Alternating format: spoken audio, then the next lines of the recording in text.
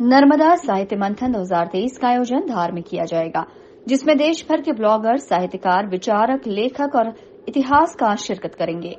अलग अलग सत्रों में राजा भोज के अनसुने वृत्तांत को संबोधित करेंगे। ये जानकारी पत्रकार वार्ता में नर्मदा साहित्य मंथन के संयोजक डॉक्टर मुकेश ने दी।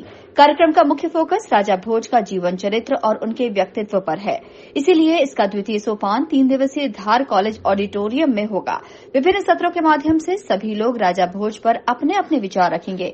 आयोजन में ब्लॉगर, लेखक और पत्रकार आमंत्रित रहेंगे और हर सत्र में राजा भोज के जीवन पर विशेष सत्र किया जाएगा। आयोजन के दिन राजा भोज की प्रदर्शनी का उद्घाटन भी किया जाएगा।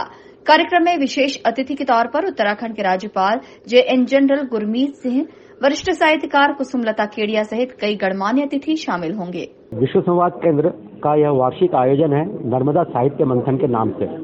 इस वर्ष उसका मुख्य फोकस राजा भोज का जीवन चरित्र और उनके कृतित्व पर है, इसलिए इस नर्मदा साहित्य मंथन का जो द्वितीय सोपान है उसका नाम भोज पर्व दिया गया है। यह 22, 23, 24 जनवरी को राजा भोज की नगरी धार में आयोजित है। वहाँ का जो कॉलेज का जो ऑडिटोरियम है उसमें सभी सत्र होंगे। इस सत्र में पूरे देश के मूर्धन्य साहित्यकार, ब्लॉग लेखक और पत्रकार इसमें आमंत्रित हैं और प्रतिदिन राजा भोज के ऊपर एक विशेष सत्र होगा जिसमें उनके जीवन के, उनके कृतित्व के विभिन्न पहलुओं पर विशेषज्ञ अपनी जानकारी देंगे।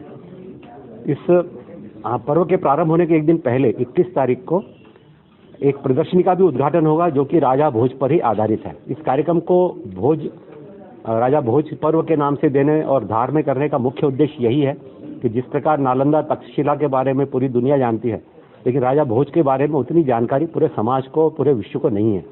तो मुख्य फोकस ये रहेगा कि इसी के माध्यम से राजा भोज के द्वारा किए गए इतने महान कार्यों का भी समाज को, उनको पता लगे, जागरण हो और राजा भोज की उनकी जो प्रतिष्ठा है वो पुनर्स्थापित हो सके। कार्यक्रम का मुख्य उद्देश्य राजा भोज के महान कार्यों के बारे में समाज को जानकारी देना है और उनके प्रतिष्ठा को पुनः स्थापित करना है। Bureau report, INN news, Indore.